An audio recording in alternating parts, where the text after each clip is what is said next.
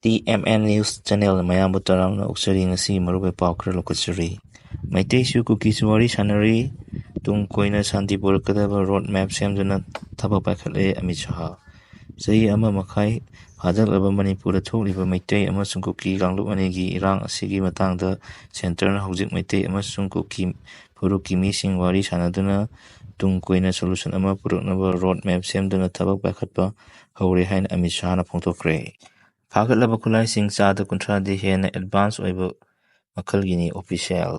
Mamang sigi me ahundagi haurakhiba irang asigi manungda state armory-dagi lakhiba khulaising gi manungda security force na recover torakpa khulaisingi manungda chada kunthadi state army-da leiba khulaidagi hena advance oiba khulai ngaktani haina makok thongba official amana phongdorakre. Irang sagatnaba inchalibasingi logi matung ina Excel Loragani Basanta Kumar. Arvind Kejriwal resign Tore Atisina CM Charles Puragani.